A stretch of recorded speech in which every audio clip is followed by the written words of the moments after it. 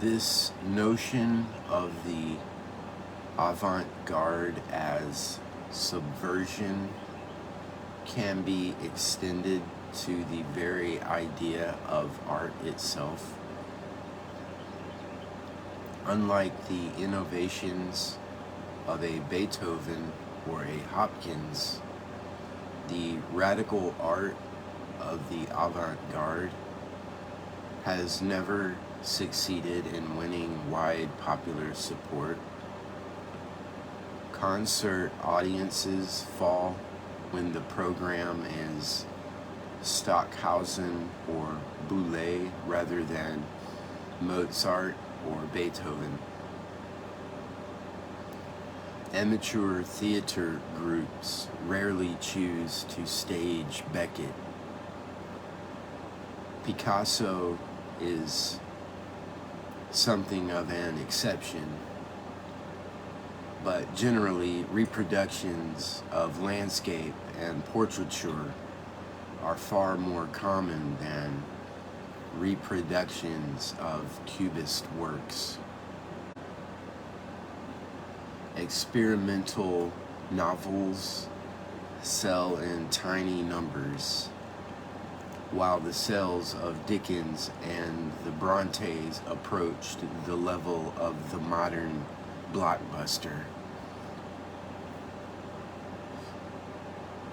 And as we noted in the previous chapter, some works of modern architecture have actually been destroyed by popular demand. Yet more recent innovations, Damien Hirst's cow in formaldehyde, Tracy Emin's unmade bed, and the solitary walks of the land artist Richard Long, fail to secure anything like popular admiration. This is chiefly because, in the minds of the general public, modernism and its successors now prompt a familiar question: but is it art? Artists of the avant-garde have their explanation for this unpopularity. Anything truly innovative will be challenging, and if its purpose is in part to subvert established ways of thinking and doing, it will inevitably seem threatening also.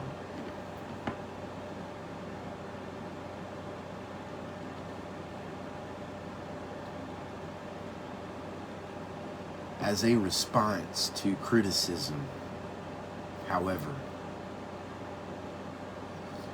this runs the risk of committing the logical fallacy known as affirming the consequent. From the fact, if it is one, that great art is always challenging or even threatening, we cannot draw the inference that art that is challenging or threatening is thereby great. This is identical to a standard error that logic textbooks warn against. If it has been raining, the streets will be wet, does not imply that because the streets are wet, it has been raining. Something else could have caused the same effect.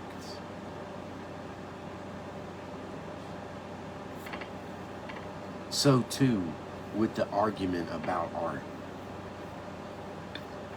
It assumes that resistance to new works arises from their novelty. This does not follow. There are other reasons to reject them. That they are pretentious, for example. or wholly without artistic merit.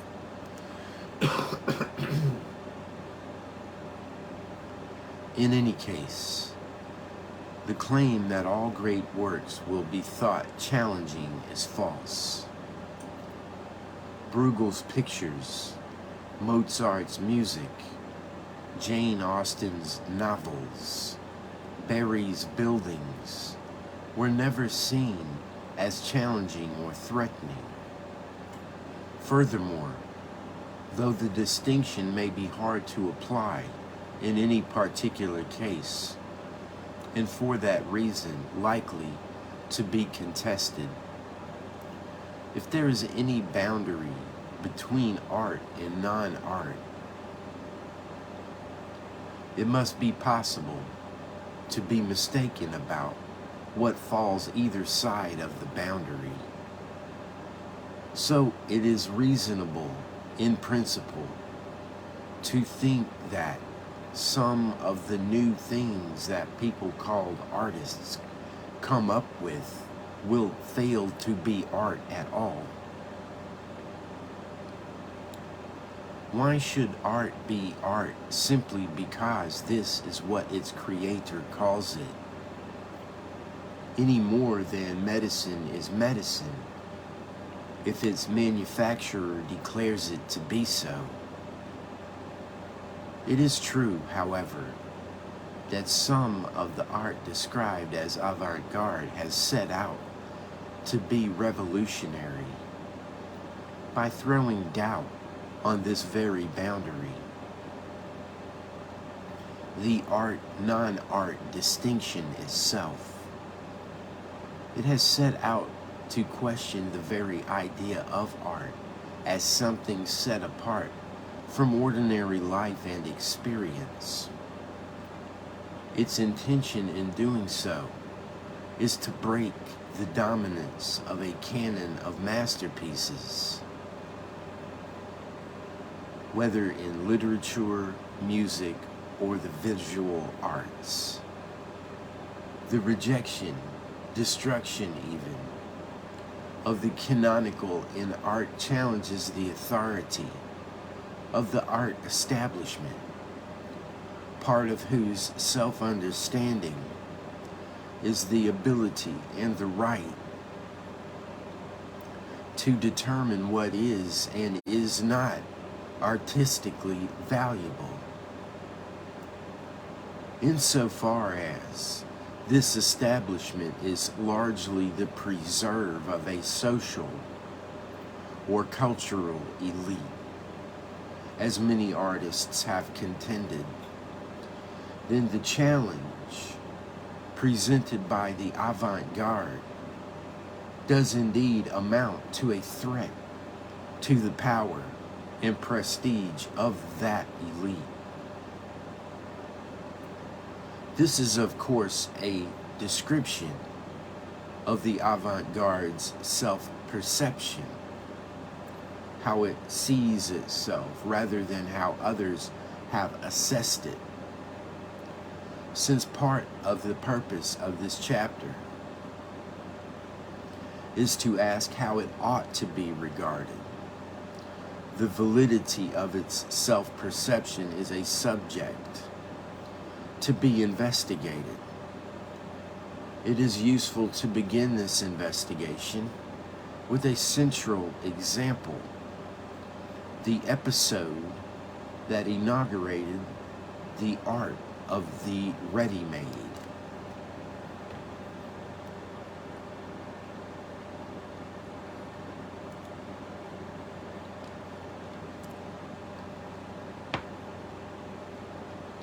The art of the ready-made. In 1917, Marcel Duchamp, 1887 to 1968, a French-American artist, sent a manufactured enamel urinal, which he entitled Fountain, and signed R. Mutt, to an exhibition in New York. He was responding to an announcement by the organizers in which they said they were willing to consider anything for inclusion. They meant, we may suppose, that they would not confine their exhibition to either traditional or currently fashionable styles of painting and sculpture. And it is uncertain whether Duchamp was making a serious statement or whimsically taking their announcement literally. At any rate, his exhibit was rejected, understandably. By the time a later exhibition was staged, however, opinion had changed, and it was thought that true open-mindedness required that Fountain be accepted. With its inclusion in the exhibition, the art of the ready-made was born. Duchamp's was the first, but arguably not the most famous example of a ready-made. More famous was Brillo Box by Andy Warhol, 1928 to 1987.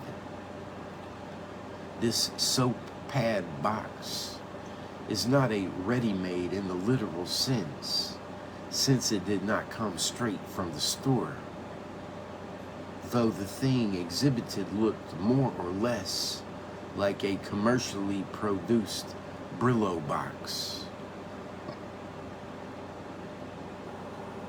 In any case, the differences between Duchamp and Warhol are of no great consequence for present purposes. Duchamp is generally allied with Dadaism, while Warhol is usually described as a proponent of pop art. But then pop art is sometimes described as neo-Dadaism. Whatever name we use, the move is the same: to challenge conventional conceptions of art by putting ready-made objects in an artistic context. This move is not confined to visual art. A corresponding move is to be found in music, where it is associated chiefly with the American composer John Cage, 1912 to 92. Cage invites just this comparison. In fact, by entitling one of his pieces Music for Marcel Duchamp, 1947, his most famous or infamous composition, however, is 4 foot 33 inches, in which a singer or instrumentalist appears on stage for 4 minutes and 33 seconds, but without making any sound. Halfway through, the performer turns over the pages of the score, and at the end of the specified time takes a bow. The idea is that the audience, faced with a performer in a concert hall setting, will give to the accidentally occurring sounds around them the same sort of attention that they would give to music. In this way, ordinary sound is turned into an art object for aesthetic attention. A similar phenomenon is found in film and dance. Warhol famously shot a film, Sleep, 1963, that consisted of nothing other than a real-time film of a man asleep for 6 hours. The choreographer Yvonne Rainer's Room Service consists of a group of dancers moving a mattress in the most ordinary fashion. The purpose in all of these examples is the same. The art we have been brought up on, whether it be music, sculpture, film, or dance, consists of deliberately created objects with aesthetic properties sanctioned by tradition. This means that our aesthetic awareness is confined by preconceptions about what art ought and ought not to be like. But real aesthetic awareness needs to break free of these perceptions, preconceptions. And the art of the ready-made enables us to do this. It thus makes possible the transfiguration of the commonplace. The title of a book by the influential author, the title of a book by the influential philosopher of art, Arthur C. Danto.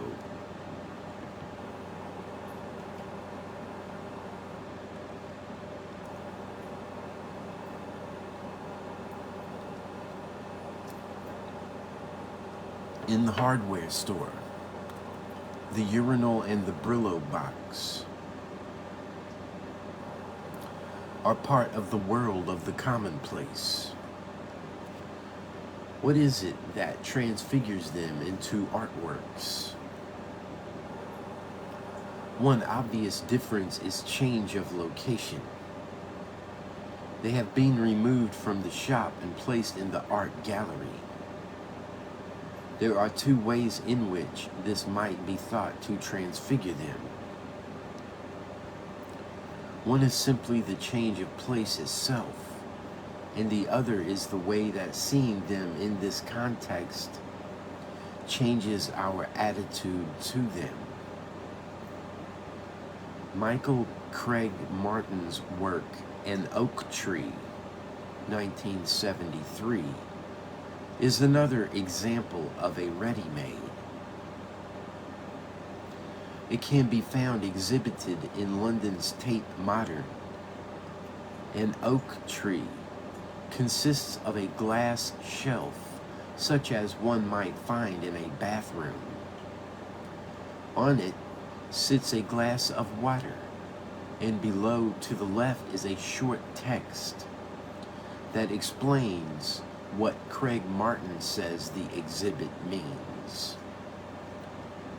The shelf is so commonplace that probably a large number of people who come to see the exhibit have just such a glass shelf in the bathroom at home. Possible even an identical one, since it is a ready-made. At home, it is not a work of art. In Tate Modern, it is. How could mere change of place bring about this difference? If the very same shelf was to be found in the washrooms of the gallery, which it may, for all I know, it would not be a work of art there. So it must be its location in the exhibition hall that is important. Now, if this were all there is to the transfiguration of the commonplace into work of art, a move from an ordinary place to a special place, it would run deeply counter to the idea at the heart of the avant-garde as we have been exploring it. Because it would mean that a commonplace object becomes a work of art when the directors and curators who run such places bestow this status upon it by putting it on show in the exhibition hall. In this way, ironically, The rebellion of the avant-garde not only secures, but also relies upon the approval of the very establishment it seeks to subvert. Having set out to show that there is nothing special about the art of the gallery, they have shown that it is only the gallery that matters, artistically speaking. Its success, we might say, is its failure.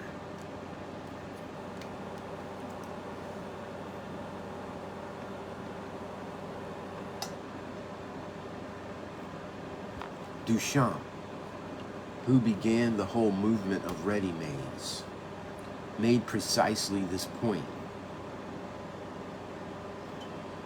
When I discovered ready-mades, I thought to discourage aesthetics.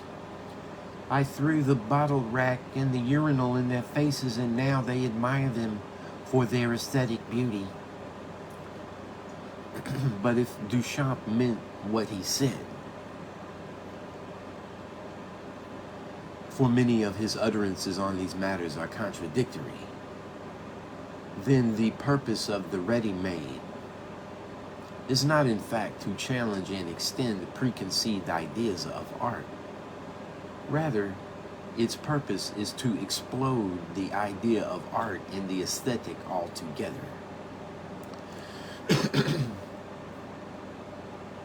In this case, the label art means nothing, and art galleries, concert halls, and the like should be closed down. The alternative to simple change of place is the way this relocation alters our attitude. This is plainly the purpose of Cage's composition and Yvonne Rainer's choreography. By staging their works in the concert hall and the ballet theater, respectively, both of them want us to treat everyday sound and everyday movement as we treat art, music, and art movement. The commonplace is thus transfigured by the attitude we bring to bear upon it. What is this attitude? The answer seems obvious: the aesthetic attitude. The problem with this answer is that it invokes a concept that the arguments and analysis of Chapter 2 showed to be highly questionable. If, as George Dickey plausibly argued, the aesthetic attitude is a myth, it can hardly be used to rescue the art of the ready-made. The heart of the difficulty, it will be recalled, is this: to explain what makes something aesthetic in terms of an attitude that we bring to it is either vacuous or circular. Among all the points of view from which we consider items in our experience, there does not appear to be a psychologically distinct attitude that we have reason to label aesthetic. If, on the other hand, aesthetic attitude is simply the attitude we ought to bring to art objects, practical disinterestedness or whatever, then to define an art object in terms of such an attitude is circular. An art object is any object to which we ought to bring the attitude we ought to bring to art objects. To the question, but is it art? Then the advocate of the ready-made has two answers, neither of which is satisfactory. The first, it is if the art world says it is, undermines its claim to be the art of the avant-garde. The second, it is if we regard it in the way we ought to regard it, is question-begging. Precisely what we want to know and what is at issue is whether we ought to regard ready-mades as art. We might try to avoid this dilemma by denying that the alternatives change of place, attitude are exhaustive. Another possibility is that by changing place, the object in itself takes on new properties. This is what Danto argues in The Transfiguration of the Commonplace, where he discusses both Duchamp's fountain and Warhol's Brillo box. The urinal which became fountain was mass-produced, and thus shared identical properties with a great many others, whiteness, smoothness, and so on. Placing it in an exhibition does not change these properties. Its whiteness does not suddenly gleam like Kilimanjaro or have the white radiance of eternity. To quote Danto's faintly mocking expressions. But what it does do is make the urinal take on a new set of properties. Properties that urinals themselves lack. It is daring, impudent, irreverent, and clever. The urinal in the art gallery has a wittiness that the urinal in the store lacks. That is why we are likely to smile at one and not the other.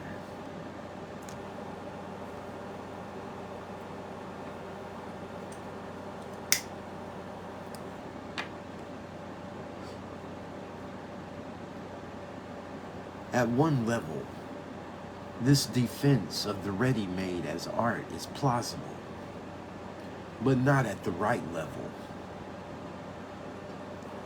The properties Danto lists, impudence, irreverence, and so on, are only perceptible if and because we know that there is something odd about placing a urinal in an art gallery.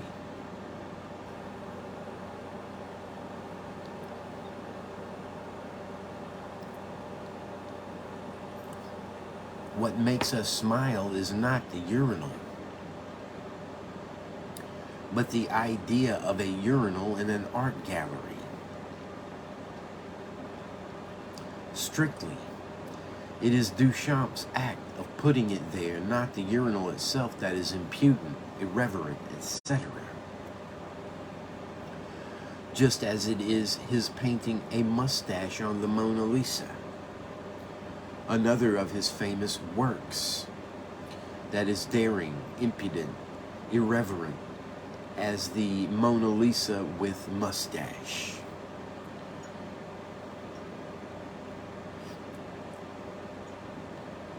One way of expressing this difference is to say that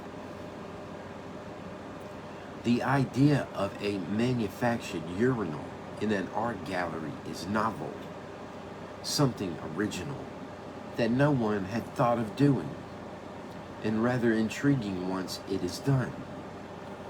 Perhaps this is correct, but if it is, the aesthetic value of originality attaches not to the work, but to the idea or the concept.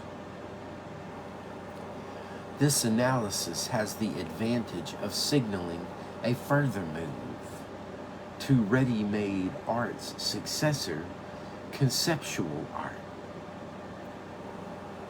Conceptual art. Craig Martin's An Oak Tree has a text attached which asserts that the actual oak tree is physically present, but in the form of the glass of water. Tate Modern's website goes on to say this: an oak tree is based on the concept of transubstantiation, the notion central to the Catholic faith in which It is believed that bread and wine are converted into the body and blood of Christ while retaining their appearances of bread and wine. The ability to believe that an object is something other than its physical appearance requires a transformative vision. This type of seeing and knowing is at the heart of conceptual thinking processes by which intellectual and emotional values are conferred on images and objects. An oak tree uses religious faith as a metaphor for this belief system, which, for Craig Martin, is central to art. It is unclear how this explanation is supposed to relate to Craig Martin's work. Is an oak tree itself the transformative vision? Or is it supposed to cause transformative vision in those who look at it? And if so, what is transformed and into what? Actually, the claim that the ability to believe that an object is something other than its physical appearance requires a transformative vision. Sounds like an empirical generalization, so that if it is false, however, an oak tree is supposed to work, it fails. All these are natural questions in search of an answer, and they may make Craig Martin's artwork problematic.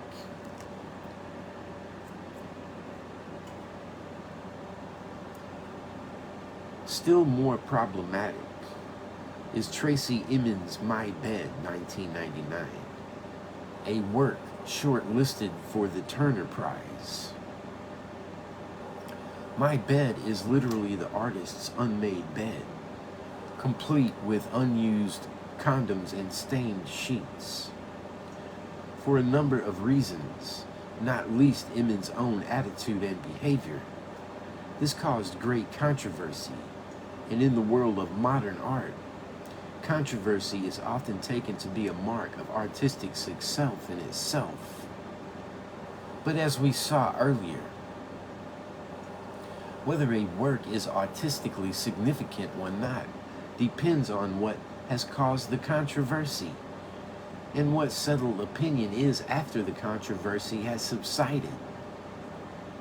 Stravinsky's The Rite of Spring caused controversy, largely because of its dramatically different style. No melody to speak of, and rhythm the dominant element, but subsequent musical analysis, together with the recognition that the whole work is a ballet, revealed important aspects of the work, which audiences and critics came to focus on as its artistic merits, indeed its genius. What of My Bed? As with Oak Tree, explanations of My Bed have been conceptual in the sense that they have focused on the ideas behind it. What it says, thus one commentator writes, marooned in the raging sea of a woman's tortured emotions, my bed might be located within the disjunction yet overlapping contexts of sexual politics, homelessness, and displacement at the end of the 20th century.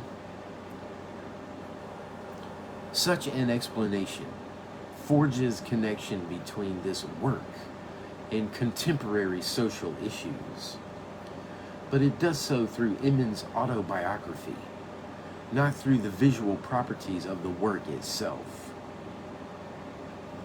The meaning of the work lies in the ideas about sexual politics, homelessness, and displacement, in the midst of which it is located. Suppose we were to agree that Emin is making a statement of some political or social significance, and doing so in virtue of her extraordinarily checkered life. This question would still arise about the form of her statement. Is it art? This question is not quite as open as it may sound, because it is really the question, how could it be art? This deeper doubt arises because there is no identifiably artistic input from the artist into the object itself.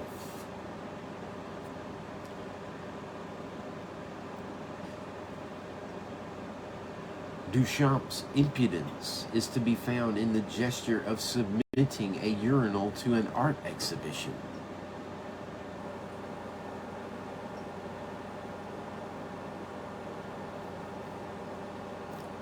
It is not to be found in the urinal itself, for the simple reason that the urinal owes nothing of its appearance to Duchamp.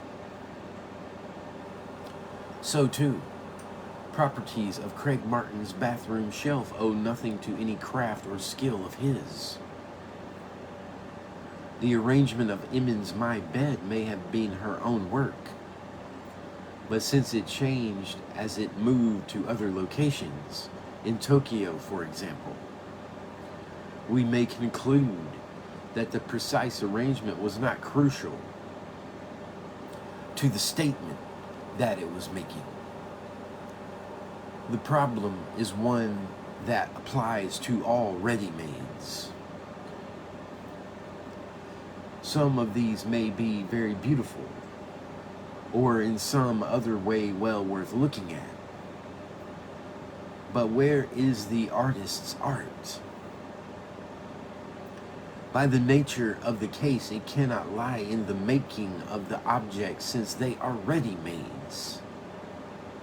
It must therefore lie in the ideas connected with them, or prompted by them.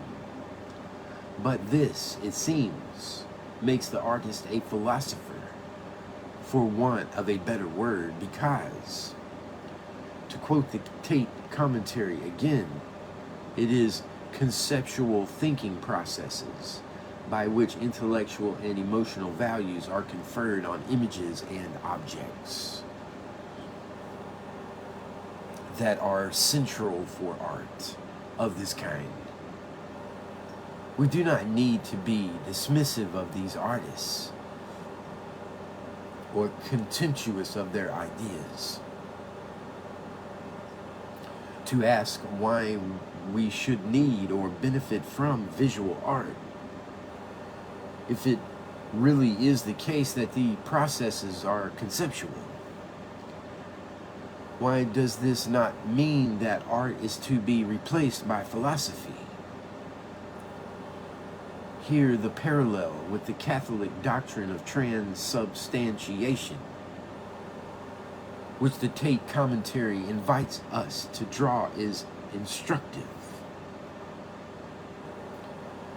This doctrine is not a transformative vision, but a metaphysical explanation of how the real nature of a thing can differ radically from its appearance.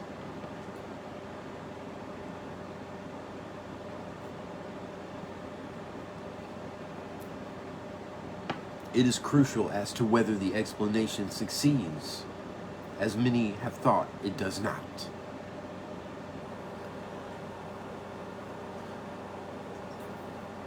How can bread and wine turn into flesh and blood without changing their external appearances? This is a complex conceptual question, so that to interpret the doctrine as a transformative vision would amount to answering it with an assertive and question-begging gesture,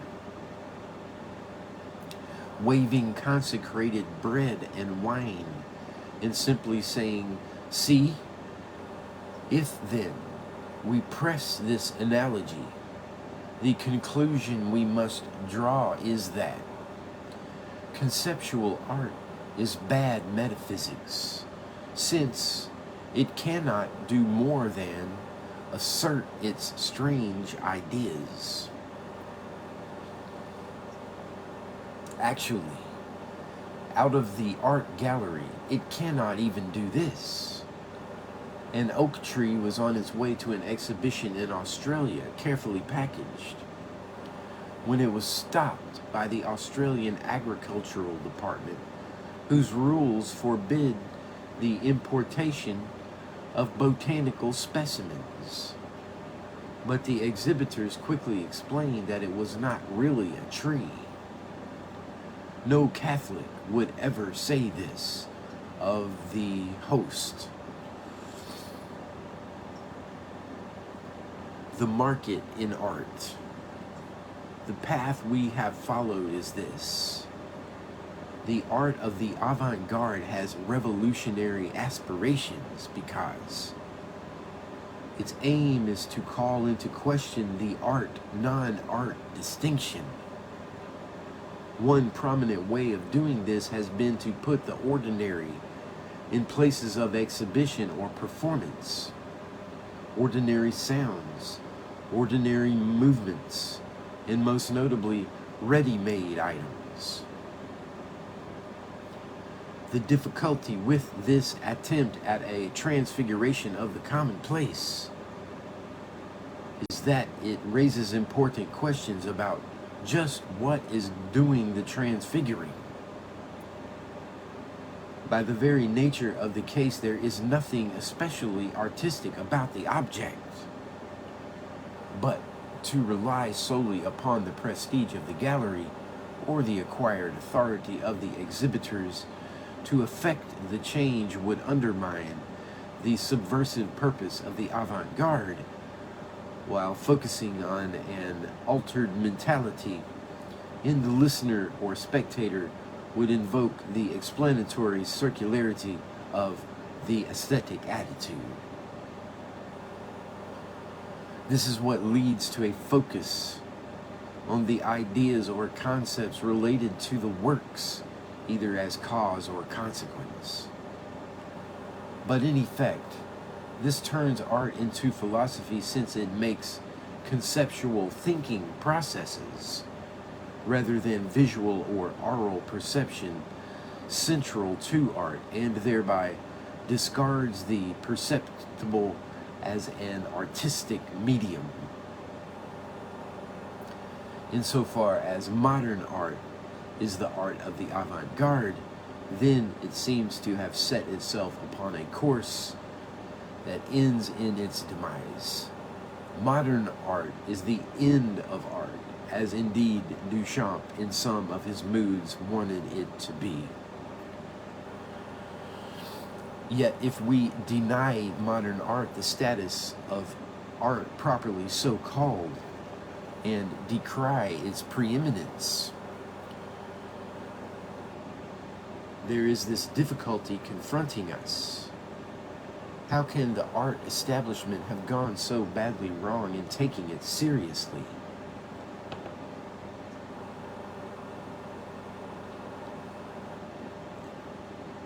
The claim that most modern art is not art at all may confirm the opinion of the ordinary person in the street. But it is a fact that major galleries displayed work of this kind. Eminent critics review it.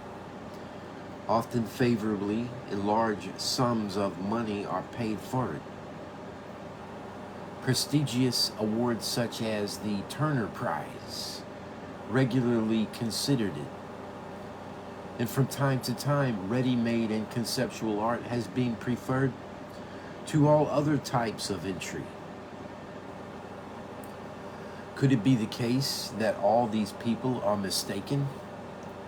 If they are, there is a comparable error to be found in other arts. Eminent musicians in concert halls have programmed performances of Cage's 4 foot 33 inches. And Yvonne Rainer's Room Service was premiered in New York. What are we to make of these facts? Earlier it was observed that until the 19th century, The vitality of the arts relied upon patronage. During the 19th century, creative artists of every kind were successful because they were popular. In this respect, the 19th century was probably highly exceptional, because by the second half of the 20th century, patronage had resumed its traditional role. For the most part, this has been the patronage of the state, though the personal fortunes of industrialists and businessmen have generated significant private patronage as well, especially in the USA. But a further and arguably quite new element is the phenomenon of art as investment, most marked in the visual arts, though there are some instances in other media also. This investment takes two forms, which affect each other through their impact on the price that art can command.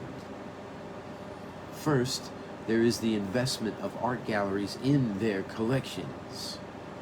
The sums involved are often immense, partly because among the major players are foundations with enormous resources at their disposal, chief among them Guggenheim and Getty. But alongside these private benefactions are galleries that can call upon national purchasing funds and strike government-approved tax deals with potential donors. Compared with state expenditures on armaments, public health, or social provision, spending on the arts is low, but it is still large enough to inflate art prices enormously. Speculative investment on the part of both individuals and institutions adds to this price inflation. It is common for company pension funds to buy old masters, for example, and to hold significant numbers of artworks as part of their portfolio of investments. Similarly, some individuals have made substantial sums investing in art. The purchase of artworks is not, properly speaking, a form of investment because, unlike oil wells or software companies, they are a wholly unproductive asset. Any return on the money invested, accordingly, must come from an increase in the resale value. Interestingly, this increase has nothing to do with the aesthetic merits of the work in question, nor need it have anything to do with demand. An increase in the resale value is assured only if sufficient people believe that there will be such an increase. If they do, then they will be willing to purchase at a higher price in the expectation of a return on the capital value of their investment. What is sometimes called the market in art is not a proper market at all, because there are no proper supply and demand relations.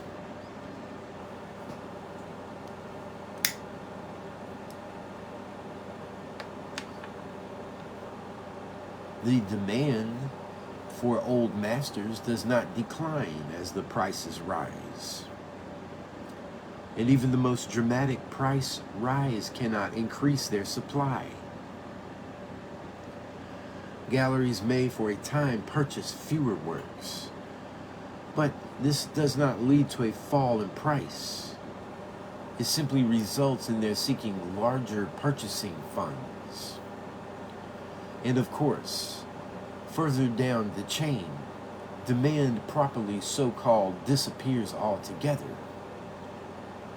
If art galleries had to increase their admission charges in line with the rising price of artworks, then fewer people would attend to them, and revenues would fall, thereby creating a downward pressure on prices throughout the system.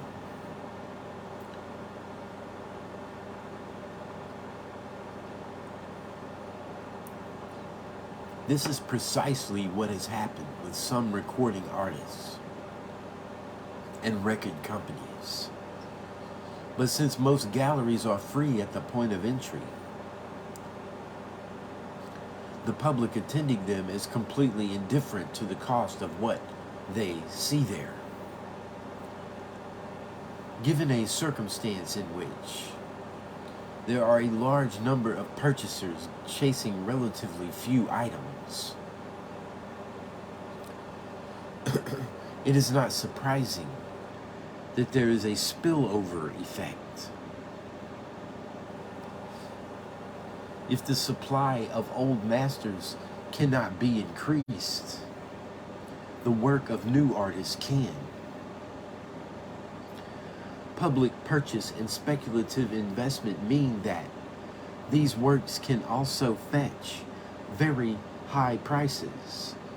My bed sold for £150,000, and galleries that could not hope to compete with the Getty Museum can specialize in new works whose price is likely to fall within their purchasing power. The effect is that these new artworks have a value and are sought after. It is easy to see how this contextual value comes to be confused with intrinsic value, and easier still to see how contemporary artists, who are able as a result to earn large amounts of money, win respect for the value of their work. But of course, all this is compatible with their artworks having little or no artistic value. A large number of galleries and collectors would pay a very large sum of money to have Duchamp's original fountain in their collection, when they could obtain an indistinguishable antique urinal for far less. The additional value derives not from the intrinsic character of that particular urinal, but from its history and the fact that there are so many other eager potential purchasers.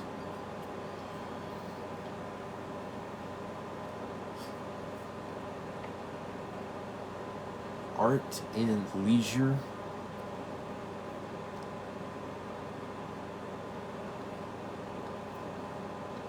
The commercial value of modern visual and plastic art is unquestionable.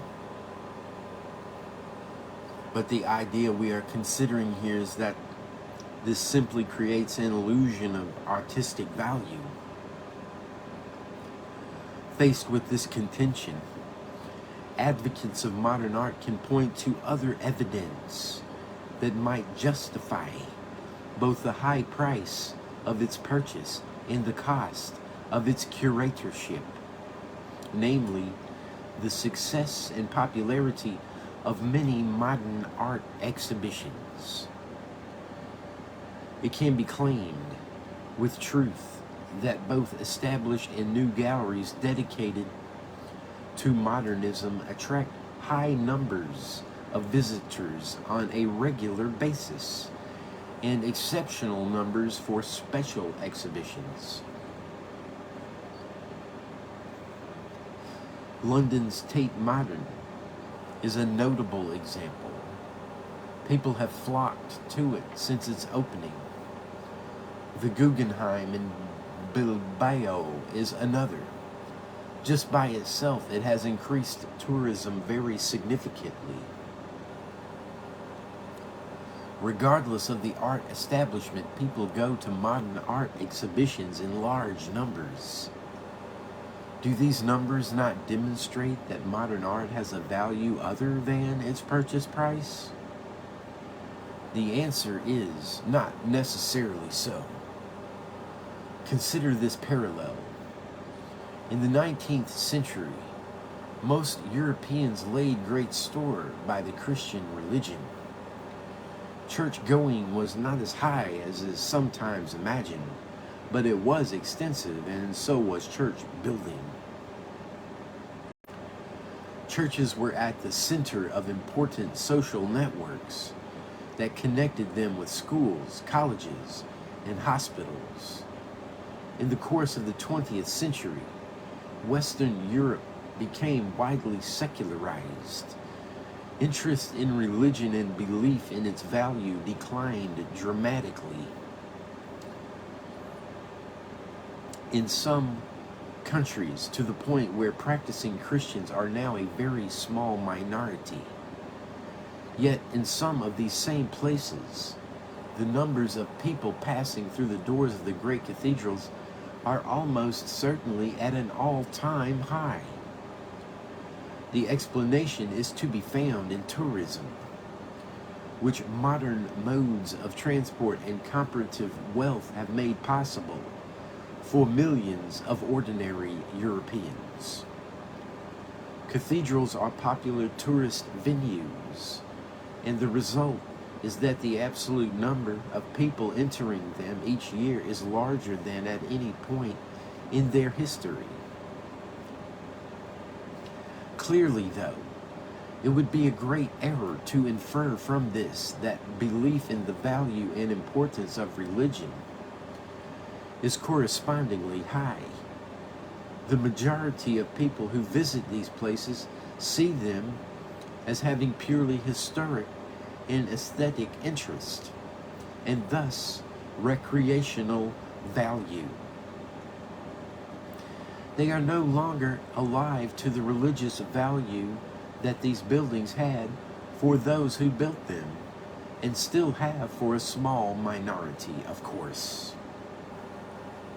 Now, a similar phenomenon may be at work with respect to art galleries and museums.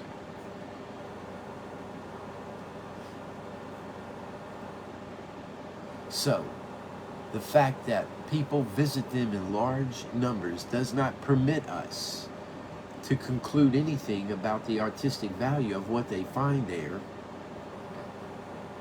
or of their attitude to it.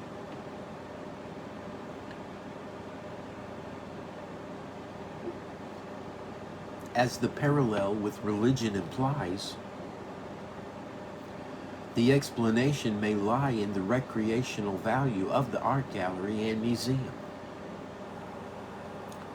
People with a lot of leisure time need places to spend it, and galleries provide them.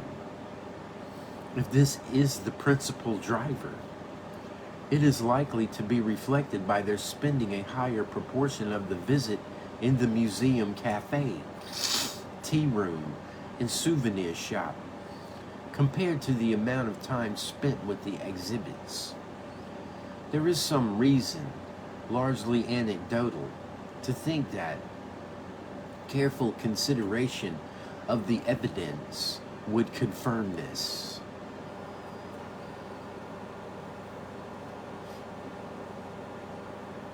Visitor numbers would be more compelling evidence of popular attitudes to art if normal market forces operated, but they do not. Tate Modern is a former electricity power station that cost £57 million to convert. This large sum was met from Britain's national lottery, and there is no attempt, as there would be in a cinema, for example, to recoup these from charges. People are not compelled to choose between expenditure on their visit to Tate Modern and other alternatives because they are able to visit an unusual building and a superb facility at no cost. In other places, there are charges, but these are generally very low in comparison to other recreational activities. No museum or art gallery would attempt to charge the sort of sum that people readily spend on dinner at a good restaurant. The purpose of these considerations is not to urge the desirability of charges to museums and galleries, There are quite independent reasons for thinking that admission to art galleries ought to be free. But in any case, this is not the issue under examination. The point is that without a price mechanism compelling choice, the number of visitors attracted to an art exhibition is inconclusive evidence for any claim about the value that the exhibition has or is believed to have by those who attend it. This is not something peculiar to fine art. People watch TV soap opera in very large numbers. Since they are not compelled to, we can infer from this that they like to do so. But we cannot infer much more. If the soap opera became paid to views, numbers might drop drastically, or not at all, depending upon alternatives. At that point, viewing figures would be much better evidence for popular attitudes.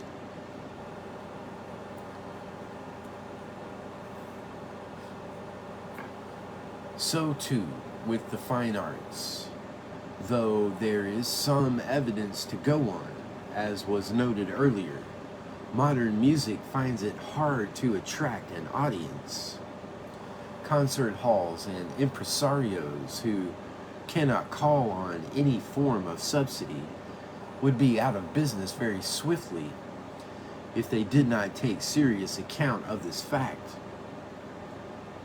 Organizers of art festivals know that while some income can be generated by ticket receipts from performances of music, dance, and drama, it is virtually impossible to generate income from video installations. People will go to see them, but not if they have to pay to do so. Both examples underline an important possibility that massive public and private expenditure on modern art, together with free access, gives rise to a misleading impression of the real value that the general public places upon it.